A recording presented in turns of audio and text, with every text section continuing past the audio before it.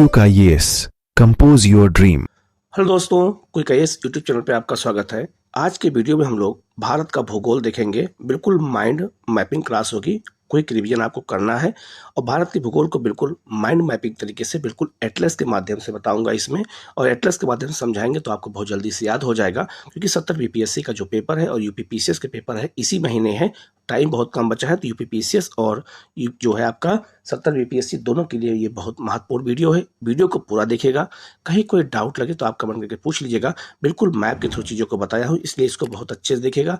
कहीं कोई डाउट हो तो आप पूछिएगा जरूर। चैनल को सब्सक्राइब कर लीजिएगा, बेल आइकन को प्रेस कर लीजिएगा, जिससे इस तरह क्लास आपको लगातार मिलती रहे। हम लोग शुरू करते हैं सीधे लेसन की ओर। सबसे पहले अगर हम बात करें तो भारत को भौतिक रूप से 6 भागों में बांटा गया है। तो 6 भाग कौन कौन से हैं ये भी हमें याद रखना है और सबको हम डिटेल में बिल्कुल पढ़ेंगे।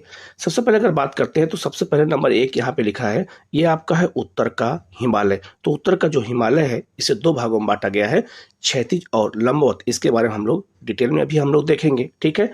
भारत का जो द्वितीय विभाजन है वो आपका है गंगा का मैदान। ये आप देख सकते हैं, ये उत्तर का जो मैदान है याद रखना, ये गंगा का मैदान, इसमें ब्रह्मपुत्र का मैदान और आपका सिंधु सतलज का मैदान इसमें शामिल होता है। तो इसको हम कहते हैं उत्तर का विशाल मैदान कहा जाता है, जो आपका कहाँ से लेके पंजाब से लेकर के आसाम तक फैला हुआ है, ठीक है।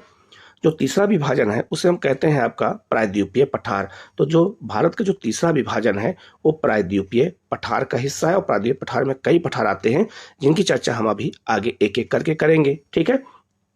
इसके अलावा जो चौथा विभाजन है वो आपका है महामरुस्थल का। तो भारत में मरुस्थल 2 पाए जाते हैं। एक मरुस्थल आपका है शुष्क मरुस्थल, ये आपका कौन सा मरुस्थल है, गर्म मरुस्थल है, थार मरुस्थल। एक आपका लद्दाख मरुस्थल यहाँ पर है, जो आपका जो कैसा मरुस्थल है, शीत मरुस्थल है। तो 2 मरुस्थल है याद रखना, और सबसे कम वर्षा जो है लद्दाख मरुस्थल में होती है, ठीक है। ये हो गया भारत का चौथा विभाजन।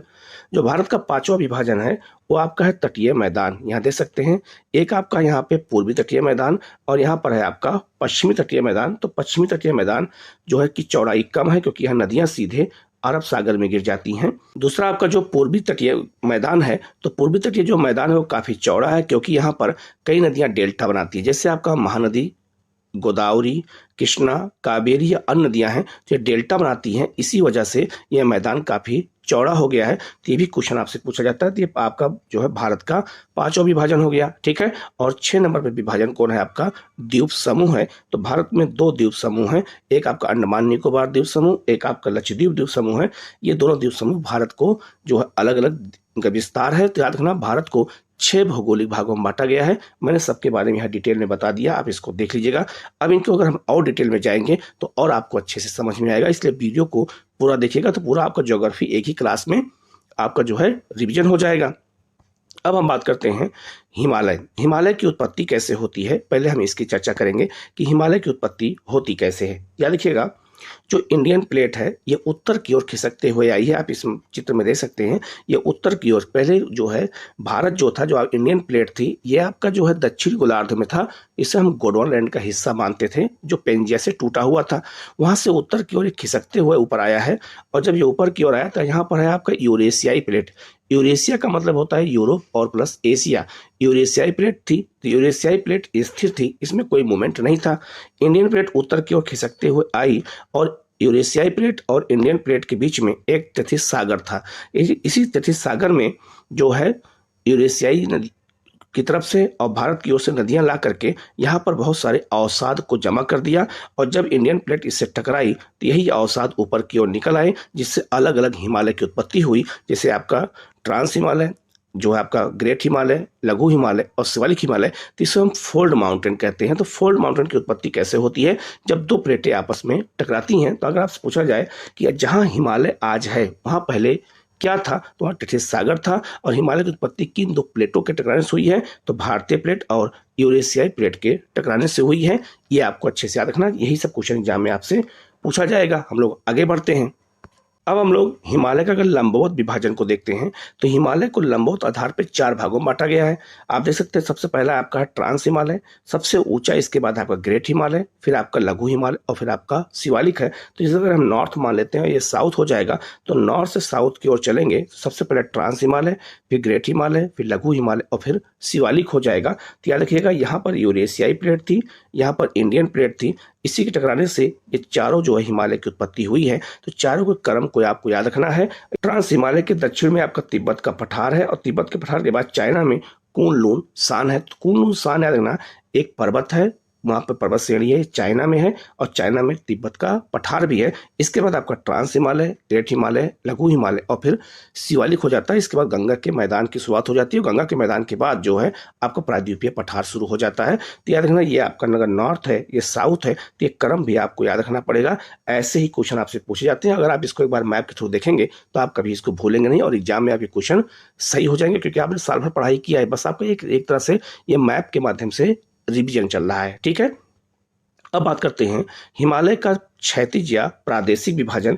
तो हिमालय को क्षैतिज या प्रादेशिक आधार पर अगर देखा जाए तो हिमालय को कई भागों में बांटा गया है। सबसे पहले हम बात करेंगे पंजाब या कश्मीर हिमालय। तो पंजाब कश्मीर हिमालय कहाँ पर है? तो नदियों के आधार पर सीमा बनाया गया है। तो सिंधु नदी और सतलज नदी के बीच का जो हिमालय है इसे हम पंजाब कश्मीर या पश्चिमी हिमालय कहते हैं। तो आपसे पूछा जाएगा पंजाब कश्मीर या पश्चिमी हिमालय किन दो नदियों के बीच में है? तो सिंधु और सतलज के बीच में। आप क्वेश्चन जाके प्रीवियस ईयर देखिएगा, ऐसे ही क्वेश्चन आया हुआ है। दूसरा जो हिमालय है आपका वो कुमायूं हिमालय है और कुमायूं हिमालय आपका सतलज नदी और काली नदी के बीच में है, इसे हम कुमायूं हिमालय कहते हैं, उत्तराखंड में है।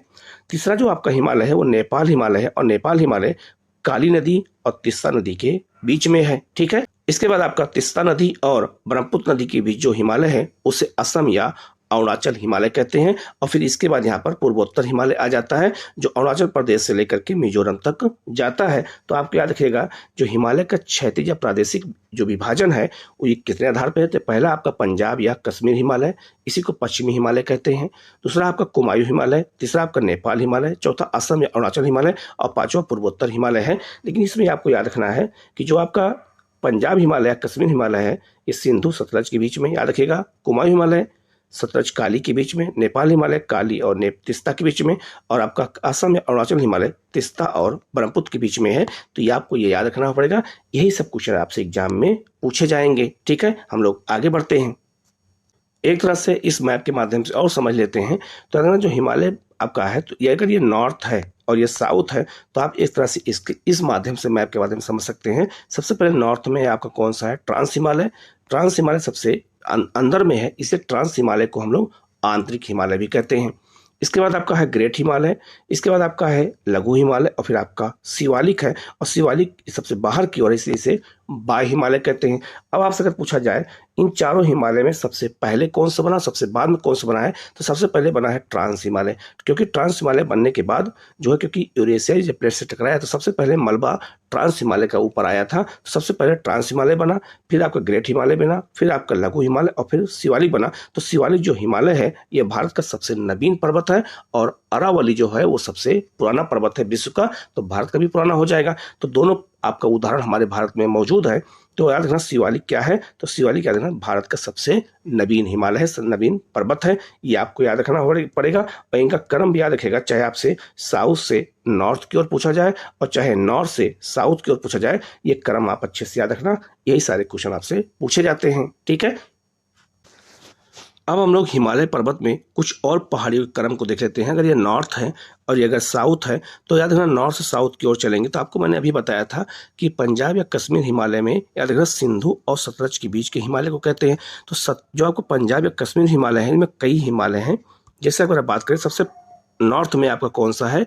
काराकोरम पर्वत श्रेणी है, फिर आपका है लद्दाख है, फिर आपका जास्कर है, फिर पीर पंजाल है और फिर आपका धौलाधर श्रेणी है। तो अगर आपसे यह नॉर्थ से साउथ पूछा जाए या साउथ से नॉर्थ की ओर पूछा जाए, आपको यह क्रम याद रखना पड़ेगा। यहाँ से क्वेश्चन एग्जाम में पूछा जाता है। तो मैप के थ्रू जब आप देखते हैं तो आपको ये याद हो जाएगा और क्वेश्चन गलत नहीं होंगे। तो सबसे नॉर्थ में आपका काराकोरम है, फिर लद्दाख, फिर जास्कर, फिर पीर पंजाल और फिर धौलाधर पर्वत श्रेणी है। ये सब हिमालय के भाग हैं, इनको क्रम से आपको याद रखना पड़ेगा। यही सारे क्वेश्चन आपसे पूछे जाएंगे। ठीक है, आगे बढ़ते हम लोग।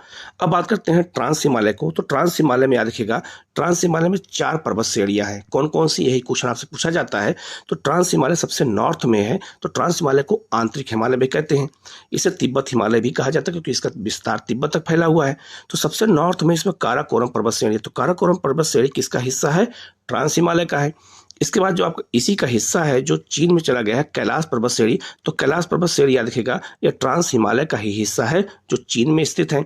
इसके बाद आपका जो है याद रखना, लद्दाख और जास्कर, ये जो है किसका हिस्सा है, तो ट्रांस हिमालय का। तो ट्रांस हिमालय में 4 पर्वत श्रेणियां कौन कौन सी हैं, काराकोरम पर्वत श्रेणी, कैलाश पर्वत श्रेणी, लद्दाख पर्वत श्रेणी और आपका जास्कर है। ये चारों किसका हिस्सा है, ट्रांस हिमालय का है। तो इनको आप अच्छे से याद रखना, यही सारे क्वेश्चन आपसे पूछे जाएंगे। ठीक है, यहाँ एक चीज और आपको समझ लेना है, जो कैलाश पर्वत श्रेणी है इसी के पास मानसरोवर झील है। तो मानसरोवर झील तिब्बत चाइना में है। यहाँ से नदी निकलती है, सिंधु नदी, और यह निकल करके ये आपका भारत में कहाँ बहती है, केवल जो लद्दाख में बहती है, बहते हुए पाकिस्तान प्रवेश करती है, अरब सागर में गिर जाती है। तो सिंधु नदी पूछा जाता है किन 2 पर्वतों के बीच बहती है, लद्दाख में। तो याद रखना, सबसे नॉर्थ में कौन है आपका, लद्दाख, और साउथ में कौन है, जास्कर है। तो लद्दाख और जास्कर के बीच में ही ये नदी गाज का निर्माण करती है। तो ये भी पूछा गया है कि सिंधु नदी किन 2 नदियों के बीच में गाज बनाती है। तो याद रखना, लद्दाख और जास्कर के बीच में ये बहते हुए ये बहती है, ठीक है, और गाज का निर्माण करती है। तो इस मैप के माध्यम से समझाने का मतलब यही था कि जिससे आपको चीजें समझ में अच्छे से आ जाए। ठीक है, अब हम लोग आगे बढ़ते हैं। अब आप इस मैप को भी समझ लीजिएगा, ये आपका पूरा हिमालय का क्षेत्र है। ठीक है, ये आपका हिमालय है और ये आपका पूर्वोत्तर हिमालय है। ठीक है, जो आपका जो है नॉर्थ ईस्ट में है। यहाँ पर आप क्या दिखेगा, अफगानिस्तान और पाकिस्तान की सीमा पर हिंदुकुश पर्वत है और यहीं पर पामीर का पठार है। तो पामीर पठार को हम विश्व की छत कहते हैं। ठीक है, और यहाँ पर पाकिस्तान में सुलेमान पर्वत है और यहाँ पे किरथर पर्वत है। ये भी आप ये भी याद रखेगा कि जो आप सुलेमान पहाड़ी और आपका जो हिंदुकुश पहाड़ी, यहीं पर खैबर दर्रा है, और आपका किरथर पहाड़ी और सुलेमान के बीच में यहाँ बेलन दर्रा है। और इन्हीं 2 दर्रों से ही भारत में सारे आक्रमणकारी आए थे, क्योंकि हिमालय इतना ऊंचा है और आपका सागर है, यहाँ से किसी का जो है प्रवेश भारत में नहीं हो पाया था। तो जितने आक्रमणकारी थे सब इसी क्षेत्र से आए थे, अंग्रेजों और यूरोपीय कंपनियों को छोड़ दिया जाए तो। ठीक है, तो आपको ये याद रखना है, लोकेशन सबको जानना बहुत जरूरी है। और आपका ये पूरा भारत का प्रायद्वीपीय पठार है। ठीक है, और प्रायद्वीप किसे कहते हैं, वह स्थल जो 3 तरफ से सागर से घिरा हो, एक तरफ स्थल से लगा होता है, उसे हम प्रायद्वीप कहते हैं। तो ये भारतीय प्रायद्वीपीय पठार है। ठीक है, और ये खनिज संपदा के लिए बहुत ही महत्वपूर्ण है। और आपका ये गंगा का मैदान है, इसे हम उत्तर का मैदान भी कहते हैं। ठीक है, तो ये कुछ लोकेशन है, इनको हमें जानना जरूरी है कि कौन कहाँ पर पढ़ते हैं, तो आपके क्वेश्चन सही हो जाएंगे, गलत नहीं होंगे। ठीक है, अब हम लोग भारत में कौन कौन से दर्रे पाए जाते हैं। सबसे पहले हम बात करेंगे लद्दाख राज्य में कौन कौन से दर्रे पाए जाते हैं। पहला आपका है डारकोर दर्रा, दूसरा आपका है मेंटेक, तीसरा है चांगला, चौथा है काराकोरम दर्रा और पांचवा है जो है खादुल गल्ला दर्रा है। याद रखना, इसमें काराकोरम दर्रे से जो है भारत और चीन के बीच में आवागमन यहाँ से होता है। याद रखना, ये आपका ये पूछा जा सकता है कि काराकोरम दर्रा कहाँ पर है, तो लद्दाख राज्य में है। और ये सब कहाँ पर है, ये सब काराकोरम की पहाड़ी में है। ठीक है, श्रेणी में है, इसको अच्छे से आप याद रखिएगा। इसके बाद उत्तराखंड की बात करते हैं। तो उत्तराखंड में कौन कौन से दर्रे हैं, इसमें सबसे महत्वपूर्ण है एक आपका है लिपू लेख दर्रा। ये आपका कहाँ पर है, उत्तराखंड में। और इसको लेकर के याद रखना, नेपाल और भारत के बीच में विवाद भी है। इसके अलावा नामा दर्रा भी उत्तराखंड में है और माना दर्रा भी उत्तराखंड में है। नीति दर्रा, ये 3-4 दर्रे हमेशा पूछे जाते हैं। इसके अलावा याद रखना, मुलिंग दर्रा और जो है भिंगरी दर्रा और कुंगरी दर्रा, ये भी कहाँ पर है, ये भी आपका उत्तराखंड में है। तो ये सब अभी तक पूछे नहीं गए हैं, हो सकता है भविष्य में आपसे ये भी पूछा जा सकता है। इसके बाद आप बात करते हैं हिमाचल प्रदेश के प्रमुख दर्रों की बात करते हैं। सबसे पहले आपका है बारालाचा दर्रा, कई बार एग्जाम में आ चुका है। रोहतांग दर्रा, यहाँ से नदी निकलती है आपकी कौन कौन सी, ब्यास और रावी नदी निकलती है। रोहतांग दर्रा ये कहाँ पर है, तो हिमाचल प्रदेश में है। दीवान दर्रा यहीं पर है, भावा दर्रा यहीं पर है, मरी रंग दर्रा यहीं पर है और आपका यांगजी दर्रा भी यहीं पर है। और सबसे महत्वपूर्ण एक आपका है सिपकिला दर्रा है। तो सिपकिला दर्रे से ही याद रखना, सतलज नदी जो है भारत में प्रवेश करती है। आपसे पूछा जाएगा, ये क्वेश्चन आया भी है कि जो सतलज नदी है जब तिब्बत से निकलती है राजस्थान से, तो किस दर्रे से भारत में प्रवेश करती है? तो सिपकिला दर्रे से प्रवेश करती है। और ये दर्रा कहाँ पर है? तो ये हिमाचल प्रदेश में है। इसको आप अच्छे से याद रखना। तो हिमाचल प्रदेश के सारे दर्रे कौन कौन से हैं ये आपको याद होना चाहिए, ठीक है। इसके अलावा हम जम्मू कश्मीर की बात करें तो जम्मू कश्मीर में आपका एक है बुर्जिल दर्रा, ये क्वेश्चन पूछा जाता है। जोजिला दर्रा, पीर पंजाल दर्रा और बनिहाल दर्रा। और बनिहाल दर्रे में जम्मू को कश्मीर से जोड़ने के लिए जो यहाँ पर सुरंग बनाई गई है, ये आपको याद रखना होगा। ये क्वेश्चन पूछा जाता है कि जो है जम्मू को श्रीनगर से कौन जोड़ता है? तो बनिहाल दर्रा जोड़ता है। पीर पंजाल, जोजिला और जो है बुर्जिल दर्रा, ये सब कहाँ पर है? ये सब जम्मू कश्मीर में है। इनको आपको याद रखना है।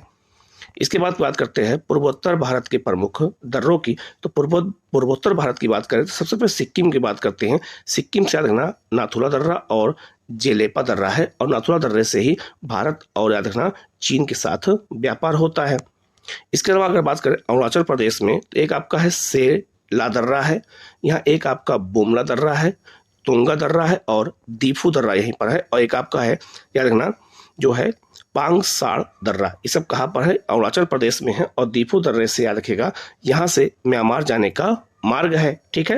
इसके अलावा मणिपुर में तूजू दर्रा कहाँ पर है?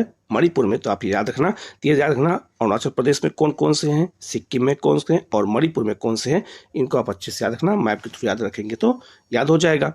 इसके बाद आपका है दक्षिण भारत के प्रमुख दर्रों की बात करें तो अगर ये नॉर्थ है ये साउथ है तो इन दर्रे के क्रम को आपको भी बताना होगा। आया हुआ है सबसे नॉर्थ में आपका थाल घाट, फिर भोर घाट, फिर पाल घाट और फिर आपका सेनकोट्टई दर्रा है। याद रखना। सबसे पहले बात करते हैं सेनकोट्टई दर्रे की बात करते हैं। तो सेनकोट्टई दर्रा याद रखना यहाँ पर इलायची पहाड़ी है और यहाँ पर अन्नामलाई पहाड़ी है। तो इलायची और अन्नामलाई की पहाड़ी के बीच में सेनकोट्टा दर्रा स्थित है। ये तिरुवनंतपुरम केरल को मदुरै तमिलनाडु को आपस में जोड़ता है। ये भी क्वेश्चन आपसे पूछा गया है कि जो है सेनकोट्टा दर्रा किसको जोड़ता है? तो तिरुवनंतपुरम को मदुरै से जोड़ता है, ऐसे, ठीक है। दूसरा है उसके अगर नॉर्थ में चलते हैं तो पाल घाट दर्रा। और पाल घाट दर्रा नीलगिरी और अन्नामलाई पहाड़ी के बीच में है। इसी क्षेत्र में शांत घाटी है, ये भी याद रखेगा। और पालघाट दर्रे की एक विशेषता की और बात करते हैं तो जो पालघाट दर्रा की विशेषता ये है कि यहाँ पर नीलगिरी पहाड़ी है। तो नीलगिरी पहाड़ी जब मानसून टकराता है तो दो भागों में बढ़ जाता है, एक बंगाल की खाड़ी की शाखा और एक आपका अरब सागर की शाखा। तो बंगाल की खाड़ी शाखा इसी पालघाट दर्रे से होकर ही बंगाल खाड़ी प्रवेश करती है। तो पालघाट दर्रा इसके लिए भी बहुत महत्वपूर्ण है। इसका आपका है भोर घाट दर्रा, ये पश्चिमी घाट महाराष्ट्र में है। और भोर घाट दर्रा किसको जोड़ता है? पुणे और मुंबई को जोड़ता है। और उसके ऊपर थाल घाट दर्रा है। थाल घाट दर्रा मुंबई को नासिक से जोड़ता है। ये भी सब क्वेश्चन एग्जाम में आए हुए हैं, इनको आप अच्छे से याद रखिएगा। क्वेश्चन अगर आए तो गलत ना होने पाए। अब आगे बढ़ते हैं। हिमालय में कौन कौन से ग्लेशियर पाए जाते हैं और वो जो है किस राज्य में पाए जाते हैं? सबसे पहले हम लद्दाख की बात करेंगे। लद्दाख केंद्र शासित प्रदेश की। यहाँ पर ये आपका यहाँ पर हिमालय कौन सा है? तो काराकोरम। तो काराकोरम हिमालय में बहुत सारे ग्लेशियर हैं। वो ग्लेशियर कौन कौन से हैं? तो अगर ये आपका है वेस्ट है और आपका ये ईस्ट है तो पश्चिम से पूरब की ओर अगर हम चलते हैं, सबसे पहले बातुला दर्रा, इसके बाद हिस्पार दर्रा, इसके बाद बियाफो दर्रा, बियाफो के बाद आपका बालतोरा दर्रा, इसके बाद आपका सियाचिन दर्रा। इस दर्रों का क्रम भी आपको याद रखना पड़ेगा, ये भी क्वेश्चन एग्जाम में आपसे पूछा गया है। तो ये सब दर्रे कहाँ पर हैं? लद्दाख के शासित प्रदेश में है। किस हिमालय का हिस्सा है? तो काराकोरम हिमालय का हिस्सा है। और भारत का सबसे बड़ा और सबसे लंबा जो है क्या कहते हैं ग्लेशियर कहाँ पर है? तो सियाचिन है। ये आपका काराकोरम हिमालय में है, लद्दाख में है, ये आपको याद रखना है। और सब क्रम भी आपको याद रखना है, कौन सा क्रम कहाँ पर है, ये क्रम भी आपसे पूछा जाएगा। इसके अलावा ये अलग अलग इंडिविजुअल भी आपसे पूछे जा सकते हैं, तो मैप के माध्यम से आपको याद हो जाएगा। अब बात करते हैं जम्मू कश्मीर के प्रमुख ग्लेशियर की बात करते हैं। जम्मू कश्मीर में एक आपका है रूपल ग्लेशियर यहीं पर है, एक आपका है दियामीर ग्लेशियर, एक आपका है जो आपका पुमहार्द ग्लेशियर। ये तीनों कहाँ पर हैं? ये जम्मू कश्मीर में है। ये भी आप अच्छे से याद रखना, ये भी क्वेश्चन आपसे पूछा जा सकता है। इसके बाद आपका हिमाचल प्रदेश की बात करते हैं तो हिमाचल प्रदेश में बहुत सारे ग्लेशियर हैं। जैसे आपका एक आपका है गेफांग ग्लेशियर, ब्यास कुंड ग्लेशियर, मियार ग्लेशियर, मुलकिया ग्लेशियर, धोन ग्लेशियर, पार्वती ग्लेशियर, बड़ा जो है सिंगड़ी ग्लेशियर, आपका कुल्टी ग्लेशियर। ये सब कहाँ पर है? ये सब आपका हिमाचल प्रदेश में है। ये भी क्वेश्चन आपसे पूछा जा सकता है, ठीक है। इसके बाद बात करते हैं अरुणाचल प्रदेश और असम और सिक्किम के प्रमुख ग्लेशियर की बात करते हैं। तो सिक्किम में ग्लेशियर आपका है कौन सा है? जेमू ग्लेशियर, कई बार एग्जाम में आ चुका है।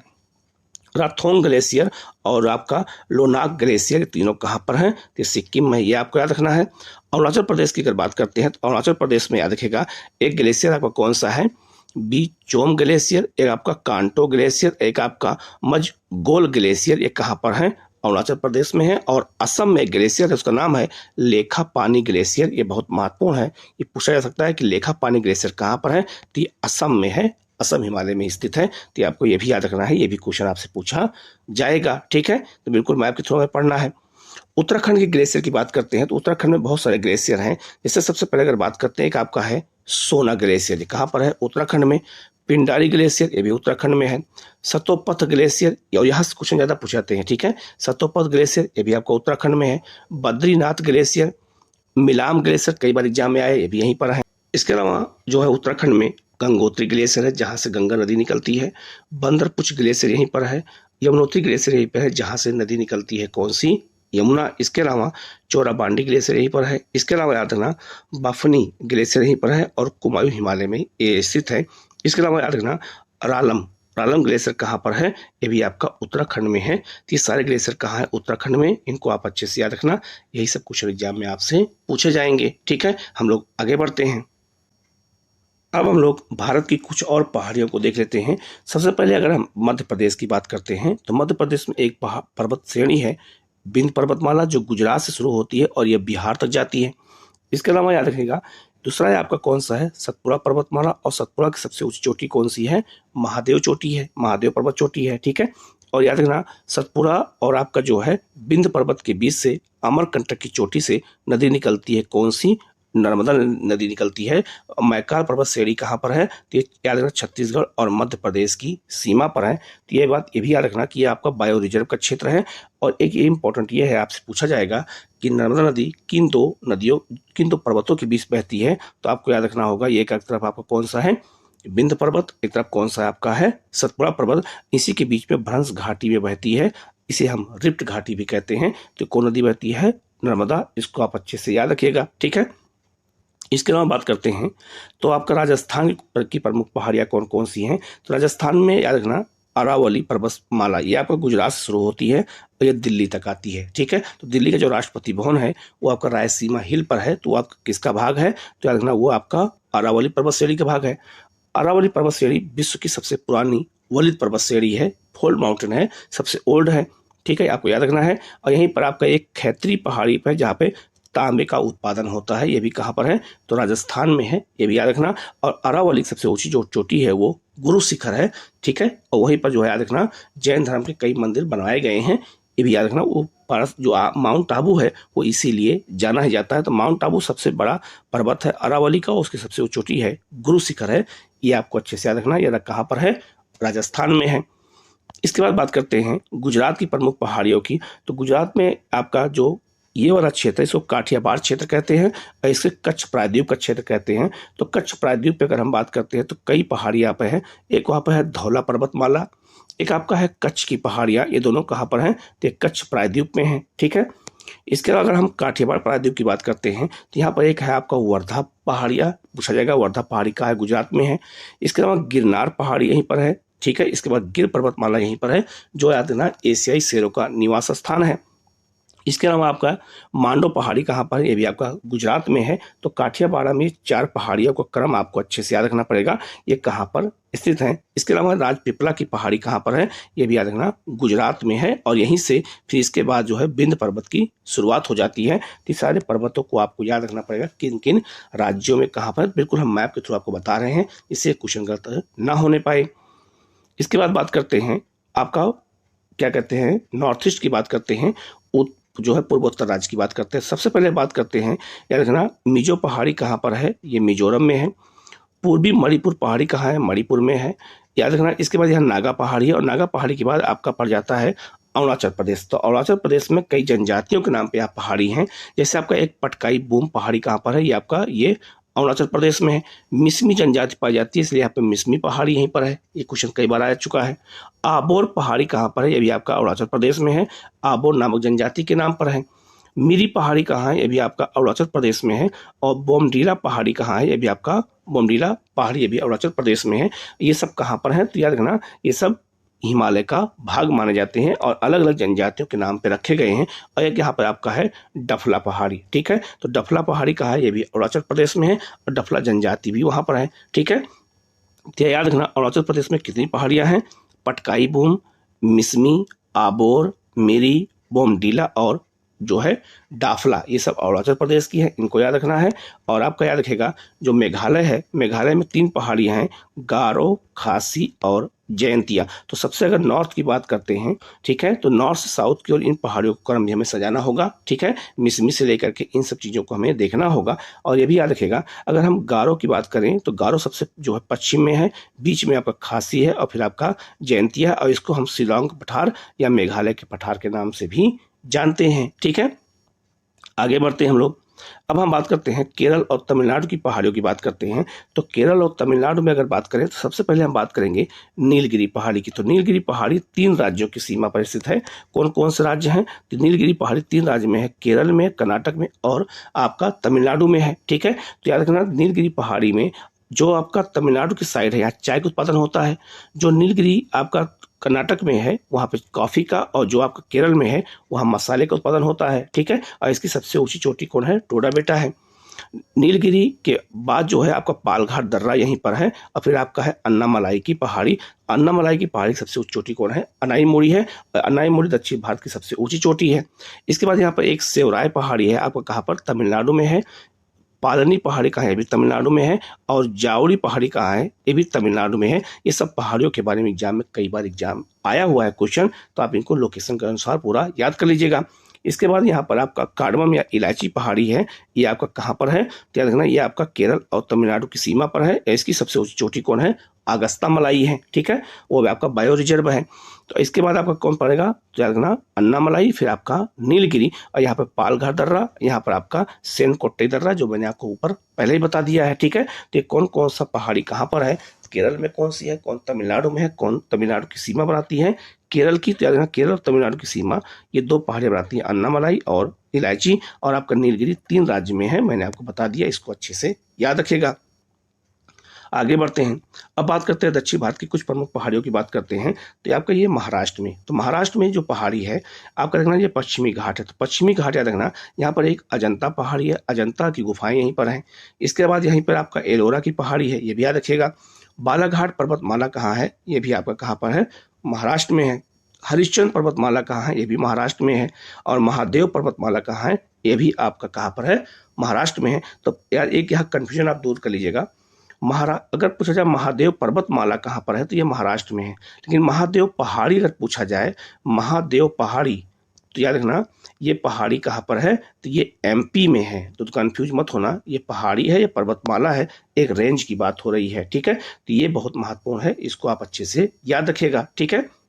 अब हम बात करते हैं आंध्र प्रदेश और तेलंगाना की पहाड़ियों की। तो याद रखना जो विजयवाड़ा पहाड़ी है ये आपका आंध्र प्रदेश में है। बेलीकोंडा पहाड़ी ये भी पर्वतमाला, ये भी आंध्र प्रदेश में है। पालकोंडा कहाँ पर है, ये भी आंध्र प्रदेश में है। इस वाला लंका माला कहाँ है, ये भी आंध्र प्रदेश में है। नागरी पहाड़ी ये भी आंध्र प्रदेश में, और नल्ला माला आपका याद रखना आंध्र प्रदेश और तेलंगाना दोनों में है। और इन क्षेत्रों में याद रखना ये किसका हिस्सा है, ये सब पूर्वी घाट का हिस्सा है, ये भी आपको याद रखना है। ये पूर्वी घाट है, ये आपका पश्चिमी घाट है, तो ये सब पूर्वी घाट का हिस्सा है, ये आपको अच्छे से याद रखना। ये सब कहाँ पर है, तो याद रखना ये आंध्र प्रदेश और तेलंगाना में है। इसके बाद बात करते हैं उड़ीसा की प्रमुख पहाड़ियों का। ये भी क्वेश्चन कई बार आ चुका है। जैसे आपका गरजत पहाड़ी कहाँ है, ये आपका उड़ीसा में है। इसके अलावा नया गढ़ पहाड़ी, कनक की पहाड़ियाँ कहाँ पर है, ये भी उड़ीसा में है। यहाँ पे बक्साइड का उत्पादन और कोयला और लोहे का उत्पादन इन पहाड़ियों में ज़्यादा होता है।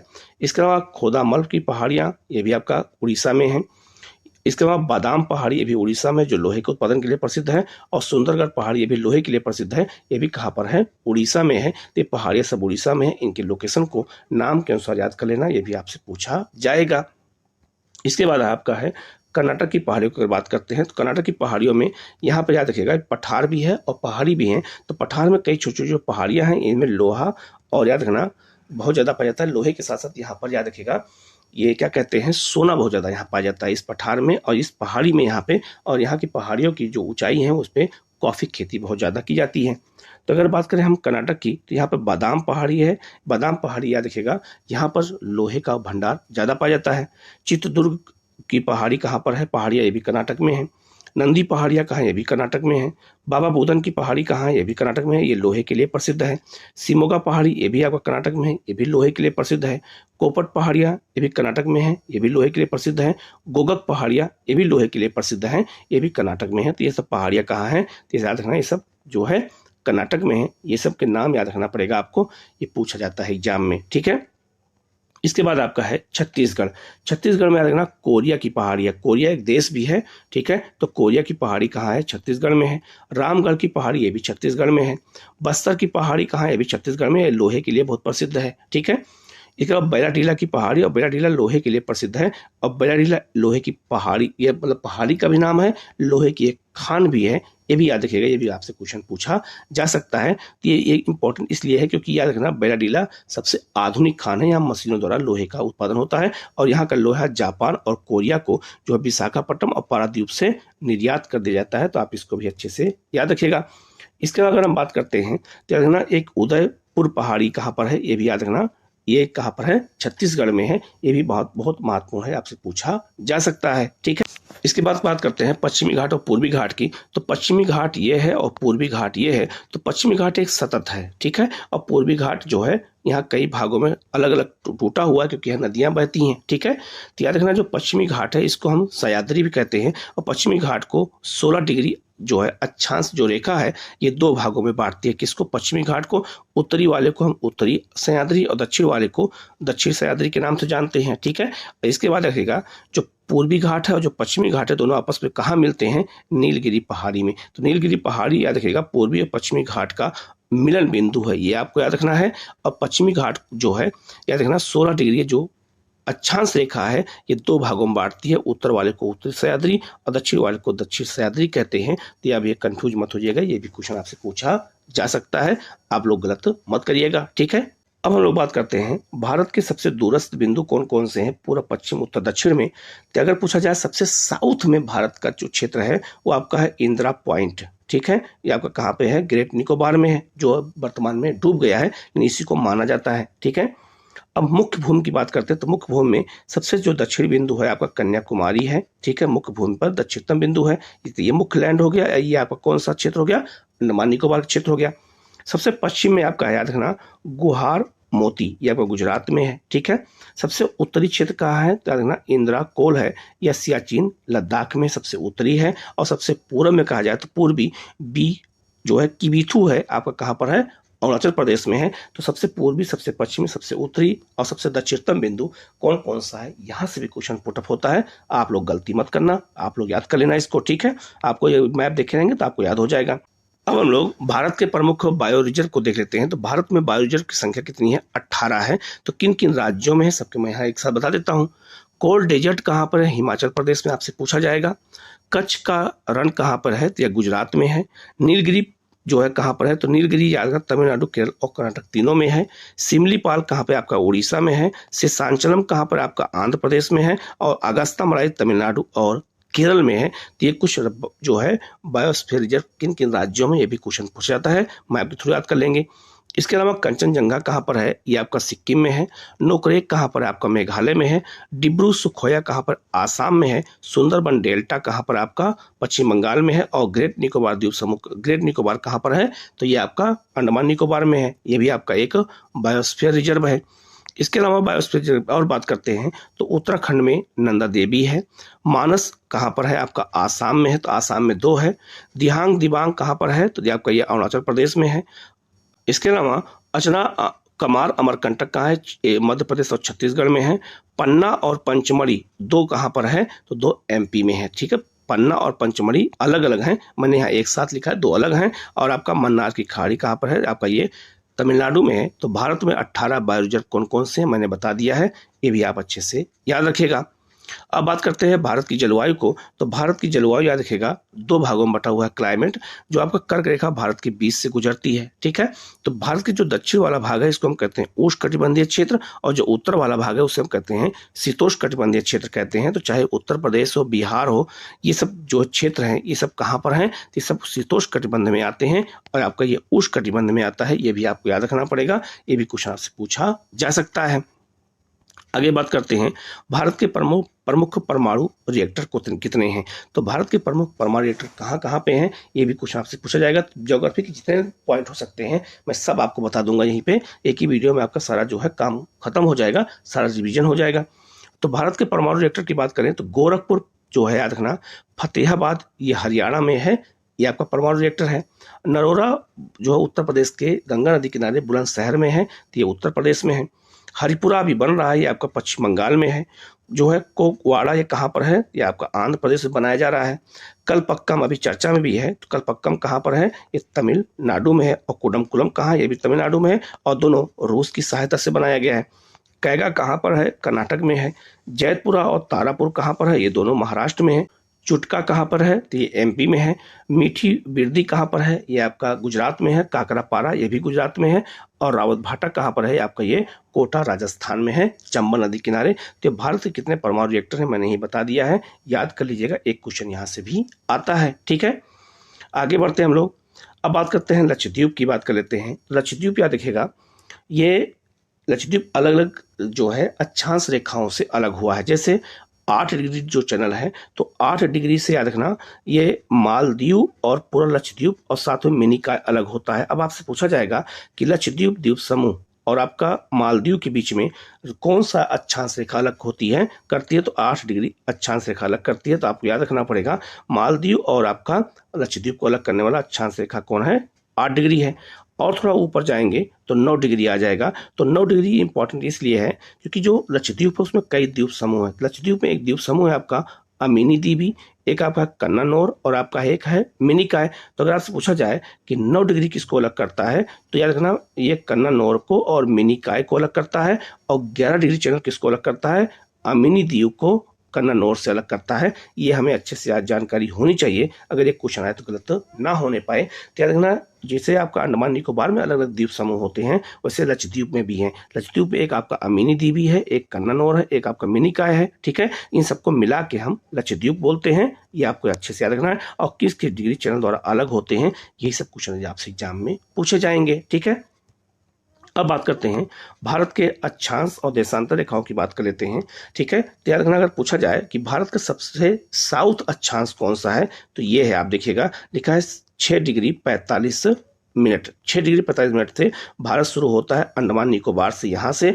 और याद रखना ये कहाँ जाता है, 37 डिग्री 6 मिनट पर जो है सबसे उत्तरी अक्षांश है भारत का।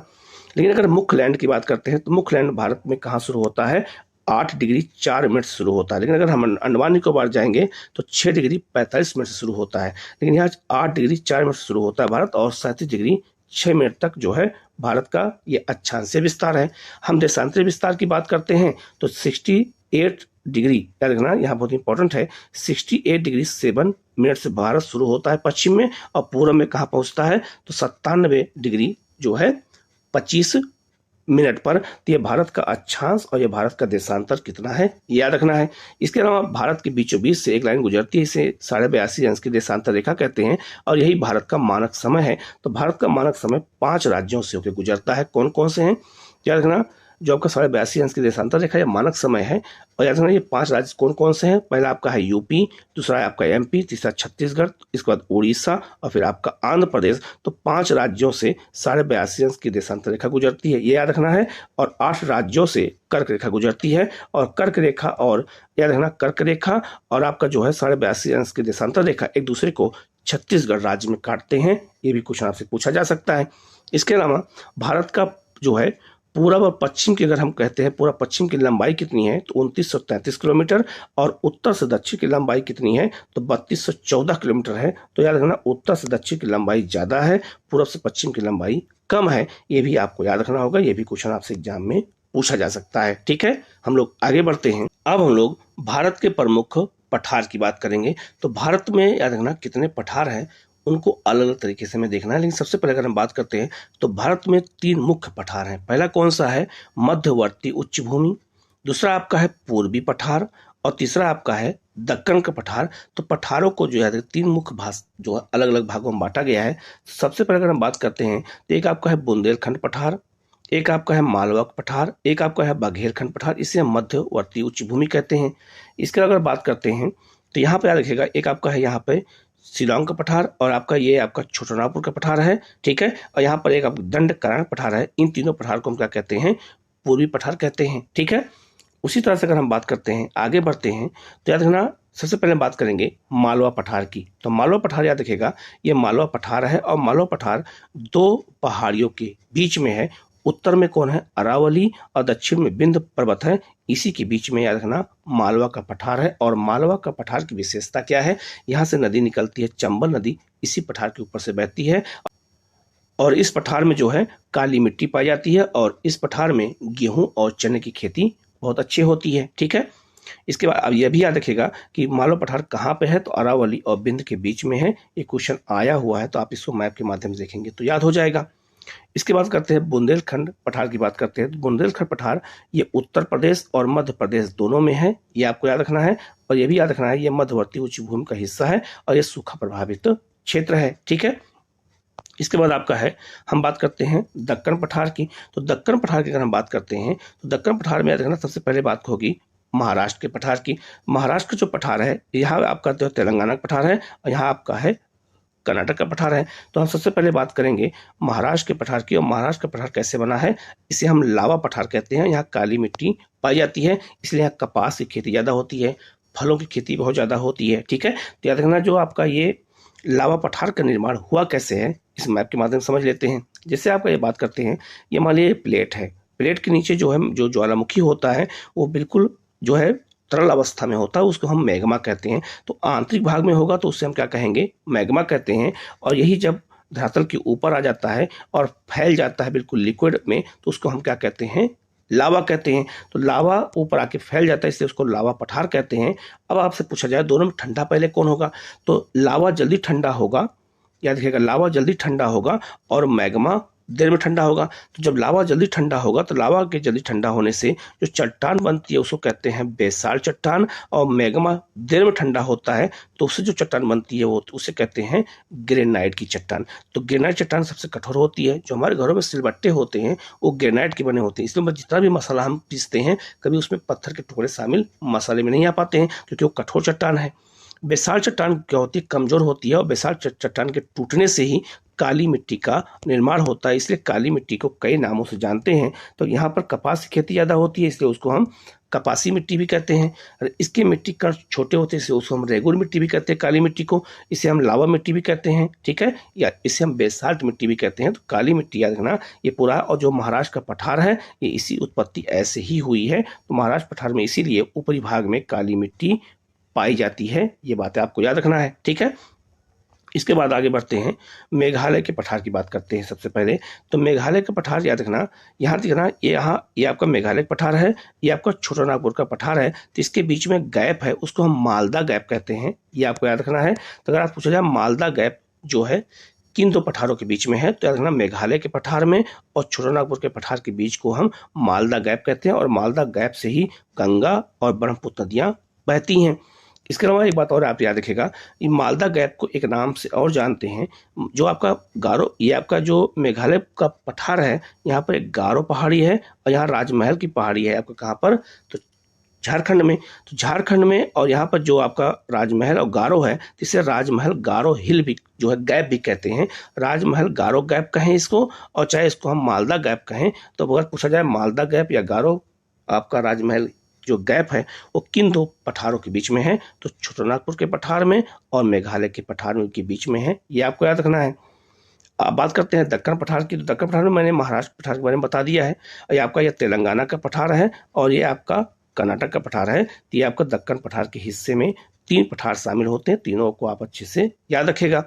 अब हम लोग जो है मेघालय के पठार की बात करते हैं। तो मेघालय के पठार को शिलांग का पठार कहते हैं। और ये इसमें 3 पहाड़ियाँ पाई जाती है। कौन कौन सी? सबसे पहले आपको पाई जाती है गारो पहाड़ी। गारो पहाड़ी के बाद आपकी पाई जाती है खासी की पहाड़ी, और खासी की पहाड़ी पाई जाती है जैंतिया पहाड़ी। तो अगर ये ईस्ट है और आपका ये वेस्ट है, तो याद रखना पश्चिम से पूरब की ओर चलेंगे तो सबसे पहले गारो, फिर खासी और फिर आपका जैंतिया पड़ेगा। और एक बात ये भी याद रखना कि जो आपका चेरापूंजी और मासिन राम है विश्व में सबसे अधिक वर्षा के क्षेत्र हैं, तो ये आपका रखना खासी पहाड़ी पड़ते हैं। और यहाँ पे अधिक वर्षा क्यों होती है बता देता हूँ। खासी की जो पहाड़ी है वो चांद के आकार की है।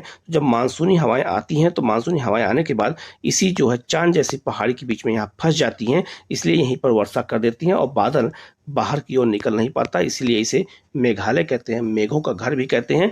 और मासिन राम चेरापूंजी अगर पूछा जाए किस पहाड़ी में है तो वो खासी पहाड़ी में है, इसीलिए यहाँ वो अधिक वर्षा होती है, क्योंकि यहाँ पर बादल आकर के फंस जाता है। तो इसलिए मैंने इसको मैप बना के इसलिए बताया है जिससे आपको चीजें बिल्कुल याद रहें। ठीक है, आगे बढ़ते हैं। आगे है कर्नाटक का पठार, और कर्नाटक के पठार में याद रखिएगा ये इसमें मैसूर का पठार और बंगलुरु का पठार भी शामिल है। और इसमें याद रखना लोहे का उत्पादन और सोने का उत्पादन सबसे ज़्यादा होता है। तो कर्नाटक भारत में लोहे के उत्पादन में, भंडार में, और आपका याद रखना सोने के उत्पादन में, दोनों में कर्नाटक नंबर 1 पर है, यह बात याद रखना। और कर्नाटक में इसी क्षेत्र में याद रखना रेशम का उत्पादन होता है, इसलिए रेशम के उत्पादन में भी कर्नाटक नंबर 1 पर है। और इसके अलावा यहाँ पर कॉफ़ी की खेती ज़्यादा होती है, तो कॉफ़ी के उत्पादन में भी कर्नाटक नंबर 1 पर है। ये आप अच्छे से याद रखना, ये भी क्वेश्चन आपसे पूछा जा सकता है। अब हम लोग भारत की नदियों के बारे में पढ़ेंगे, लेकिन उससे पहले हम थोड़ा देख लेते हैं कि प्राचीन काल में नदियों के नाम क्या थे, ये भी क्वेश्चन आता है।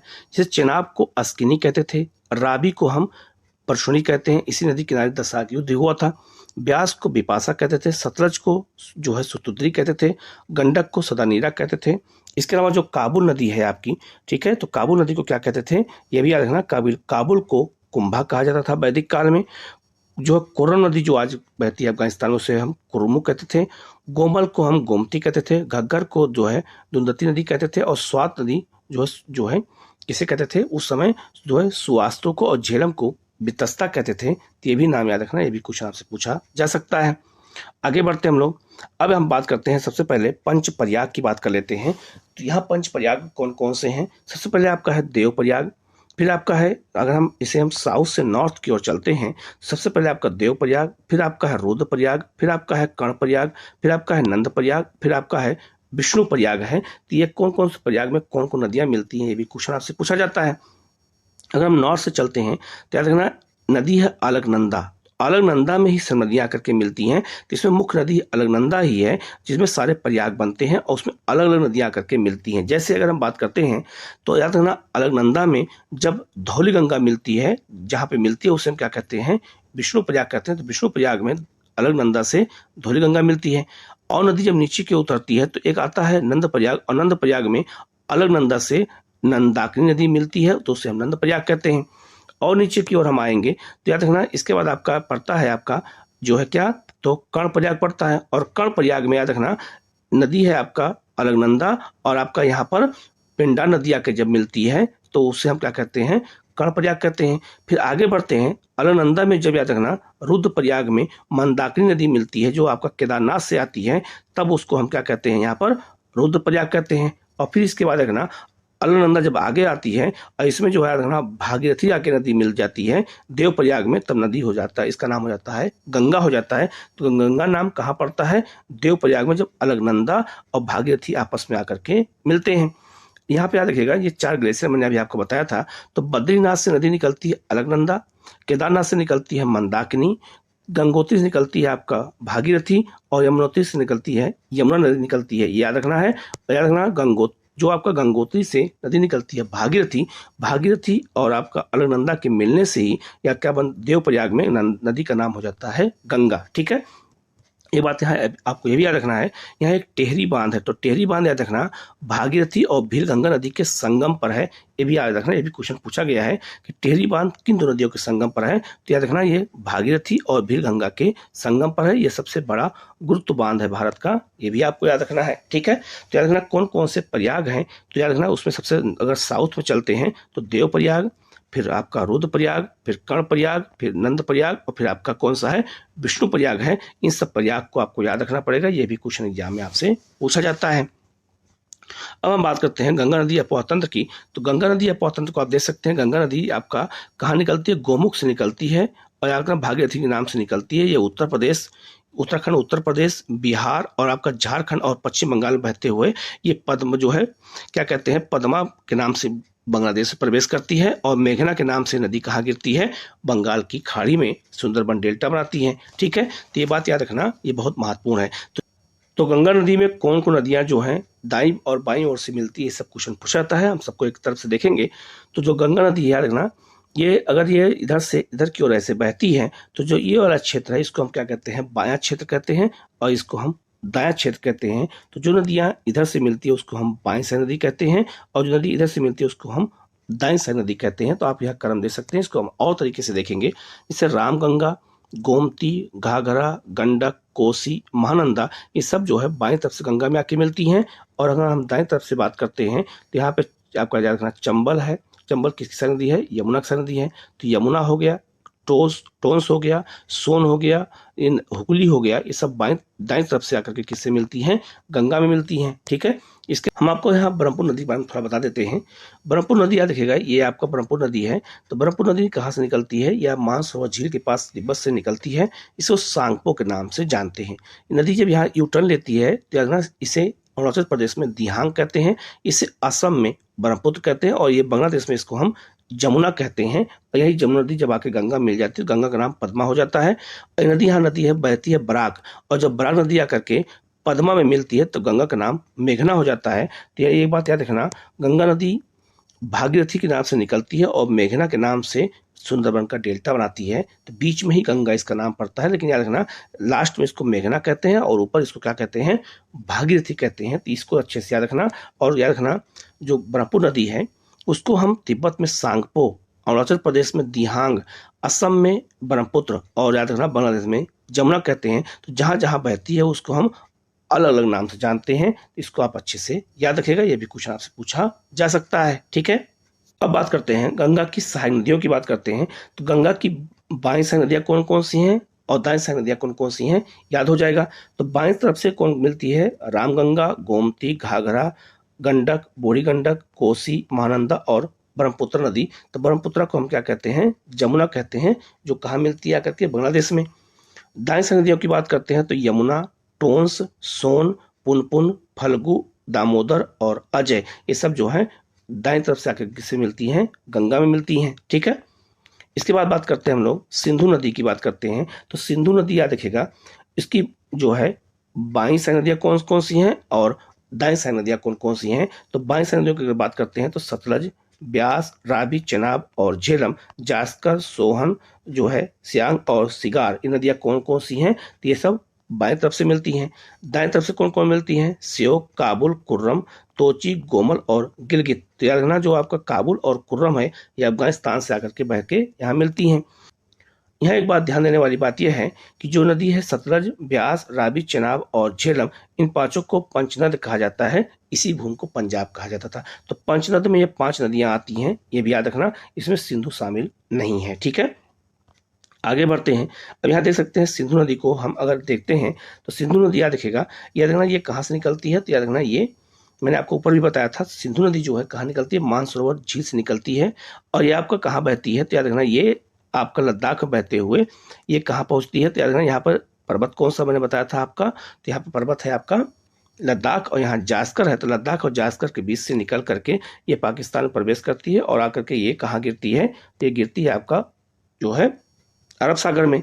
इसके बाद नदी आपका है झेलम। झेलम बेरीनाग झील से निकलती है और आकर के ये कहाँ मिलती है? चेनाब में मिलती है। चेनाब कहाँ निकलती है? बारलाचा दर्रे से निकलती है, आकर के ये सिंधु में मिलती है। कहाँ पर?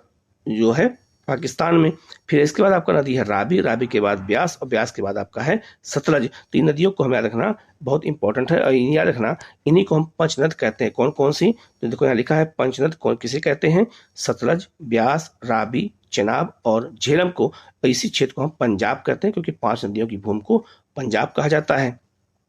अब बात करते हैं ब्रह्मपुत्र नदी की। तो ब्रह्मपुत्र नदी याद रखेगा, इसको अलग अलग क्षेत्रों में अलग अलग नाम से जानते हैं, मैंने भी बताया। तो याद रखेगा, जैसे आपका तिब्बत में सांगपो कहते हैं, अरुणाचल प्रदेश में इसको दिहांग कहते हैं, असम में ब्रह्मपुत्र कहते हैं और आपका बांग्लादेश में जमुना कहते हैं। तो इसकी दाएं से नदियाँ कौन कौन सी हैं और बाएं से नदियाँ कौन कौन सी हैं? तो दाएं कौन कौन सी हैं? सुबनसिरी, कामेंग, बेलासिरी, मानस, संकोच और तिस्ता है। जबकि जो है बाएं से नदियाँ कौन कौन सी हैं?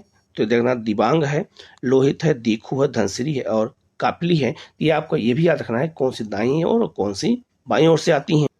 अब हम लोग बात कर लेते हैं छोटा नागपुर के पठार से कौन कौन सी नदियाँ निकलती हैं। तो चारों तरफ उसकी नदियाँ निकलती हैं। पूरब की ओर नदी निकलती है, अजय नदी निकलती है। यहीं से नदी निकलती है आपकी कौन सी? दामोदर नदी निकलती है। यहीं से स्वर्णरेखा नदी निकलती है। रूप नारायण नदी भी यहीं से निकलती है। उत्तरी कोयल नदी याद रखना यहीं से निकलती है, जो सोन नदी की सहायक नदी है। पुनपुन, फल्गु नदी और क्यू नदी ये बिहार की ओर बहती है। ये भी कहाँ निकलती है? छोटा नागपुर के पठार से। तो कौन कौन नदी यहाँ निकलती हैं ये भी मैंने बता दिया, ये भी आपको याद हो जाएगा। इसके बाद आते हैं दक्षिण भारत में कावेरी नदी। तो कावेरी की नदियाँ कौन कौन सी हैं? बाएं से नदियाँ कौन कौन सी हैं और दाएं से नदियाँ कौन कौन सी हैं? तो अगर हम बात करते हैं सबसे पहले बाएं से नदियों की, तो हेमावती, अर्कावती और सिमसा, ये याद रखना ये बाएं से नदियाँ किसकी हैं? कावेरी की हैं। दाएं की बात करते हैं तो याद रखना भवानी, लक्ष्मण तीर्थ। और लक्ष्मण तीर्थ करंट अफेयर में बहुत चर्चा में है क्योंकि नदी सूख गई है, तो ये पूछा जाएगा केरल बहती है। कामिनी, तीर्था, अमरावती, मयार, जो है नोइल। इसके अलावा आपका नदी है एक आपका कावेरी की है सोरनवती नदी। ये कहाँ बहती है? तो ये सब याद रखना तमिलनाडु बहती है। और कावेरी का जो डेल्टा है याद रखना ये आयताकार डेल्टा है, ये भी याद रखना ये आयताकार डेल्टा का निर्माण करती है। इसके बाद आप बात करते हैं गोदावरी। गोदावरी नदी याद रखना दक्षिण भारत की सबसे लंबी नदी है। तो बाएं से नदियाँ इसकी कौन कौन सी हैं? वर्धा, प्राणहिता, बेनगंगा, पेनगंगा, इंद्रावती, सबरी, पूर्णा और सिलेरू। और दाएं से नदियाँ कौन कौन सी हैं? मोहेर, मंजीरा या इसे मंजरा भी कहते हैं और परवन नदी, ये सब दाईं ओर से मिलती हैं और ये सब बाईं ओर से मिलती हैं। ये किसकी है? तो याद रखना गोदावरी की है। इसके बाद बात करते हैं जो है आपका नदी है गोदावरी। तो गोदावरी को हम एक मैप के माध्यम से और समझेंगे तो हमें और अच्छे से याद हो जाएगा। तो याद रखना जो नदी है गोदावरी है ये याद रखना कहाँ निकलती है? महाराष्ट्र में त्रंबक, नासिक के पास पहाड़ से निकलती है और आकर के ये बंगाल खाड़ी में डेल्टा बनाती है। तो अगर इसको हम बात करते हैं नदी अगर इस दिशा से ऐसे बहती है तो ये वाला जो क्षेत्र होगा वो इसका क्या हो जाएगा? जो है बायां क्षेत्र, और ये उसका दायां क्षेत्र हो जाएगा। तो नदी जिस तरफ बहती है उस तरफ अगर हम खड़े हो जाएं तो जो हमारा दायां बायां होगा वही नदी दायां बायां होगा। अब याद रखिएगा तो पूर्णा, वर्धा, पेनगंगा, बेनगंगा, इंद्रावती, आपका सिलेरू, ये सब कहाँ नदियाँ बहती हैं? ये सब आती हैं किधर की ओर से? बाईं ओर से। और दाईं ओर से परवर, मंजरा और मोहे नदी आकर के मिलती है। तो गोदावरी याद रखना, और ये गोदावरी का डेल्टा है। इसे हम केजी बेसिन कहते हैं क्योंकि ये नदी आके बहती है कृष्णा, जिसे केजी बेसिन कहते हैं। यहाँ पेट्रोलियम और प्राकृतिक गैस के भंडार पाए जाते हैं। आगे बढ़ते हैं हम लोग। अब आते हैं नदी है कृष्णा। तो कृष्णा नदी की सारी नदियाँ कौन कौन सी हैं? अगर कृष्णा नदी कहाँ निकलती है तो याद रखना ये महाराष्ट्र में कहाँ से निकलती है? महाबलेश्वर की पहाड़ से निकलती है और कर्नाटक, आंध्र प्रदेश, तेलंगाना में बहते हुए ये जाके डेल्टा बनाती है। तो इसको हम कहते हैं केजी बेसिन डेल्टा कहते हैं, कृष्णा गोदावरी का डेल्टा कहते हैं। ठीक है, तो इसकी नदी अगर बात करते हैं तो बाएं से नदियाँ कौन कौन सी हैं? तो भीमा, डिंडी, हल्लिया, मूसी, और मूसी नदी किनारे हैदराबाद है। फिर मुनेरू, ये सब जो है कृष्णा की जो है बाएं से नदियाँ हैं। अगर हम दाएं से नदियों की बात करते हैं सबसे पहले आपका आएगा कोयना, और इसके बाद वरना, फिर पंचगंगा, फिर आपका दूध गंगा। याद रखना पंचगंगा, दूध गंगा याद रखना ये कृष्णा की जो है गोदावरी ये सारी नदी हैं। घाट प्रभा, माल प्रभा, तुंगभद्रा, ये सब नदियाँ किसकी हैं? तो कृष्णा की सारी नदियाँ हैं जो दाईं ओर से आकर के उसमें मिलती हैं। यही सब क्वेश्चन आपसे एग्जाम में पूछा जाएगा। इसके बाद अब बात करते हैं नदी है कृष्णा की सारी नदियाँ। अगर हम इसको एक और डायग्राम के माध्यम देखें तो याद रखना दाईं कौन कौन सी है? पंचगंगा, दूध गंगा, कोयना, तुंगभद्रा, घाट प्रभा, माल प्रभा और वरना। जबकि बाईं ओर से कौन मिलती हैं? भीमा, डिंडी, मूसी, मुनेरू और हल्लिया। यही सब आपको याद रखना है, यही सब क्वेश्चन एग्जाम में आपसे बार बार पूछा जाता है। अब हम लोग अंडमान के बारे में देख लेते हैं। तो अंडमान याद रखना कई द्वीपों का समूह है। सबसे उत्तर में है उत्तरी अंडमान, इसके बाद में आपका है मध्य अंडमान, फिर इसके बाद में है दक्षिणी अंडमान, फिर इसके बाद में आपका कौन सा हो जाएगा? इधर निकोबार हो जाएगा। तो अगर आपसे पूछा जाए कि जो है अंडमान और निकोबार को अलग कौन करता है तो अंडमान निकोबार को 10 डिग्री चरण द्वारा अलग होता है। ये आप क्वेश्चन कई बार एग्जाम में आया हुआ है, याद रखना, मैंने आपको कई बार बता चुका हूँ। ठीक है, 9 डिग्री चैनल किसको अलग करता है, मैंने बताया था मेनिकाय को, और यहाँ पर अमिनी द्वीप और कन्नौर को। और आपका जो 8 डिग्री चैनल है यह लक्षद्वीप को मालदीव से अलग करता है, ये भी आपको अच्छे से याद रखना। और यहाँ पर एक बैरन द्वीप है, यह भारत का सबसे जो है जागृत ज्वालामुखी है। ठीक है, ये आपका सबसे जो है सक्रिय ज्वालामुखी है। और एक आपका यहाँ पे नारकोंडम है जो आपका भारत का सुषुप्त ज्वालामुखी है। ठीक है, ये भी अंडमान निकोबार में पड़ता है। आगे बढ़ते हैं, भारत के कुछ तटों के नाम याद रख लेते हैं। अगर पूछा जाए, ये आपका ये पश्चिमी तट है और आपका ये पूर्वी तट है। तो पश्चिमी तट को कई नामों से जानते हैं, जैसे सूरत से लेकर के गोवा तक इसको हम कहते हैं कोंकण तट, आपसे पूछा जाएगा। गोवा से न्यू मंगलोर को कहते हैं हम कन्नड़ या कनारा तट कहते हैं, और न्यू मंगलोर से कन्याकुमारी के बीच में हम मालाबार तट कहते हैं। ठीक है, अगर हम बात करते हैं कन्याकुमारी से केजी बेसिन तक, तो केजी बेसिन और कन्याकुमारी के बीच को इसको हम क्या कहते हैं, कोरोमंडल तट कहते हैं। और आपका जो है ये उत्तरी सरकार, जो आपका ये क्षेत्र है आपका कौन सा, उड़ीसा का क्षेत्र है, इसको हम उत्तरी सरकार तट कहते हैं। इसी को हम कहते हैं उत्कल तट कहते हैं, ये भी आपको याद रखना है। ठीक है, तो याद रखना कौन सा तट कहाँ पर है, ये भी पूछा जाता है। याद रखना पूर्वी जो आपका पूर्वी तटीय क्षेत्र है, उत्तर में उत्तरी सरकार तट और दक्षिण में कोरोमंडल है।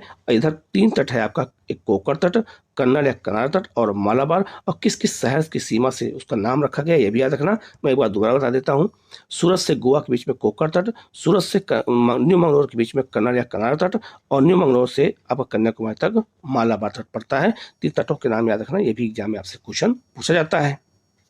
अब हम लोग जम्मू कश्मीर और जो है लद्दाख की सब झीलों को देख लेते हैं। भारत में कौन कौन झीलें कहाँ पाई जाती हैं। जैसे आपका जम्मू कश्मीर में बात करें तो बेरीनाग झील यहीं पर है, डल झील यहीं पर है, सुरीन सर मानसर झील यहीं पर, आर्द्रभूमि भी है, बुलर झील यहीं पर है। इसके अलावा आपका जो है होकेरा आर्द्रभूमि यहीं पर है। इसके अलावा आपका अंचार झील है, ये सब कहाँ पर है, ये सब जम्मू कश्मीर में है। इनको आप अच्छे से याद रखना, ये भी पूछा जाएगा। इसके बाद अगर बात करते हैं जम्मू कश्मीर में और झीलों की बात कर लेते हैं, तो याद रखना यहीं पर आपका एक जो है मानस बल झील है, यहाँ पर शेषनाग झील है, जहाँ नदी निकलती है कौन सी, झेलम। या इसके अलावा अगर हम लद्दाख की बात करते हैं, लद्दाख में एक झील है आपका सो मोरिनी झील है, और आपका एक पेंगोंग झील है, ये कहाँ पर है, लद्दाख में है। ये भी आपसे क्वेश्चन पूछा जा सकता है। इसके अलावा राजस्थान में झील है पंचप्रद झील है, यहीं पर बाड़मेर जिले में है। और डिडवाना झील कहाँ पर है, नागौर जिले में है। ठीक है, तो ये सब जो है ये सब खारे पानी झीलें यहाँ पे हैं। फतेह सागर झील उदयपुर जिले में है, ये भी आपको याद रखना है। ठीक है, कहाँ पर है, ये राजस्थान में है। इसके अलावा अगर बात करते हैं राजस्थान में, तो याद रखना कि जो है केवला देव झील है भरतपुर में, ये यहाँ प्रवासी पक्षी बहुत ज़्यादा आते हैं। राजसमंद झील कहाँ पर है, ये याद रखना, इसे हम राजसमुंद झील भी कहते हैं। ठीक है, ये पुष्कर झील या अजमेर में है, ये भी आपको याद रखना है यहीं पर। इसके अलावा आपका याद रखना ढेबर झील या फिर जयसमंद झील, ये भी उदयपुर जिले में है, राजस्थान में है। तो कौन कौन झीलें राजस्थान में है, ये सब आपसे पूछा जाता है। ठीक है, इसके अलावा राजस्थान में सांबर झील है, जो आपका जयपुर और जो है अजमेर और नागौर जिले के मध्य में है। सांबर झील ये भारत की सबसे बड़ी खारे पानी झील है। ठीक है, ये आपको याद रखना है। इसके बाद बात करते हैं तो पिछोरा झील वो आपका उदयपुर में है, और नक्की झील आपका माउंट आबू जिले में है। कहाँ पर है, तो ये आपका ये राजस्थान में है। ठीक है, आगे बढ़ते हैं। उत्तर प्रदेश में झीलों की बात करते हैं, तो उत्तर प्रदेश में गोमती नदी याद रखना फूलर झील से निकलती है, पीलीभीत से। तो फूलर झील से पीलीभीत याद रखना नदी निकलती है कौन सी, गोमती। और गोमती मैदान से निकलने वाली जो एकमात्र नदी है गंगा की सारी नदी है। पार्वती अर्गा झील गोंडा जिले में है। सुरहा ताल झील बलिया जिले में है। ठीक है, इसके अलावा गोविंद बल्लभ पंत झील कहाँ पर है, सोनभद्र में है। यह भारत की सबसे बड़ी कृत्रिम झील है, याद रखना ये कहाँ पर है, गोविंद बल्लभ पंत झील आपका कहाँ पर है, सोनभद्र में है। ये उत्तर प्रदेश की और पूरे भारत की सबसे बड़ी कृत्रिम झील है। और इसी जो है क्या कहते हैं गोविंद बल्लभ पंत सागर है, यहीं से जो है रिहन नदी बहती है, और रिहन किस नदी है, सोन की है। ठीक है, इसके बाद है आपका जो है बात करते हैं आंध्र प्रदेश और तेलंगाना की बात करते हैं। तो तेलंगाना में एक झील है आपका हुसैन सागर झील, यह हैदराबाद इसी के पास है।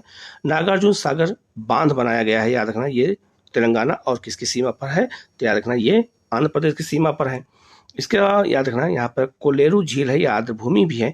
और कोलेरू जो झील है याद रखना ये गोदावरी और कृष्णा के बीच में है। इसके बाद यहाँ पुलिकट झील है, आंध्र प्रदेश और तमिलनाडु की सीमा पर है। और पुलिकट झील में ही श्रीहरिकोटा है, जहाँ से सैटेलाइट का परीक्षण किया जाता है। ठीक है, सतीश धवन अंतरिक्ष केंद्र यहीं पर है। इसके अलावा बात करते हैं केरल की, तो केरल की एक झील है यहाँ पर है वेम्बनाड झील है, ये भारत की सबसे लंबी झील है। इसके अलावा यहाँ अष्टमुद्री झील है कोल्लम जिले में, कहाँ पर है तो याद रखना ये आपका केरल में है। तो याद रखना वेम्बनाड झील यही इसी में जो है नौका दौड़ होती है, ठीक है। तो ये बहुत महत्वपूर्ण है, इसको अच्छा देखना, ये भारत की सबसे लंबी झील है। इसके बाद बात करते हैं केरल में और झीलों की बात करते हैं। एक आपका है पेरियार झील है, ये आपका इडुक्की जिले में है, और आपका है जो है संथामकोटा झील है आपका ये कोल्लम जिले में है। ये भी आपको याद रखना, ये भी कहाँ पर है, ये भी केरल में है। इसके अलावा बात करते हैं हम लोग मध्य प्रदेश में, तो मध्य प्रदेश में एक आपका भोजताल झील है भोपाल में, लाखा बंजारा झील आपका कहाँ पर है तो ये आपका ये सागर जिले में है। इसके अलावा जो है याद रखना जो है शाहपुरा झील कहाँ पर है, ये तवा जलाशय इटारसी में है। ये झीलें कहाँ पर है, मध्य प्रदेश में, ये भी आपको याद रखना है, ठीक है। इसके बाद बात करते हैं हम लोग गुजरात की झीलों की बात करते हैं, तो गुजरात में एक झील है आपका ककरिया झील है, ये बहुत फेमस है, अहमदाबाद में है। नल सरोवर झील है आपका, ये आर्द्रभूमि है, ये भी अहमदाबाद में है। और थोल झील आपका मेहसाना जिले में है, गुजरात में है, ये भी जो है बहुत महत्वपूर्ण है, ठीक है। इसके बाद बात करते हैं हम लोग तमिलनाडु में, तो तमिलनाडु में अगर झीलों की बात करते हैं तो तमिलनाडु में एक आपका है ऊटी झील, ये नीलगिरी जिला में स्थित है। इसके अलावा आपका जो सोलावरम झील है आपका तमिलनाडु में है। लाल पहाड़िया झील कहाँ पर है, ये जिसे हम क्या कहते हैं पंजल झील कहते हैं, तो लाल पहाड़िया झील ये भी आपका तमिलनाडु में है। नाम भी आपने नहीं सुना होगा, आप लोगों ने याद कर लीजिएगा, हो सकता आ जाए। और याद रखना ये आपका है कोडाई कनाल झील कहाँ पर है, ये डिडिगुल जिले में है, तमिलनाडु में है, ठीक है। ये भी आपको याद रखना है, ठीक है। आगे बढ़ते हैं हम लोग, तो अब बात करते हैं नॉर्थ ईस्ट की ओर, तो असम में एक झील है आपका जो है दीपोर बिल झील, यह कामरूप जिले में है, असम में, यह भी आर्द्रभूमि है। इसके अलावा याद रखना पूर्वोत्तर में एक आपका जो है असम में है जो है हफलोंग झील है, ये भी असम में है।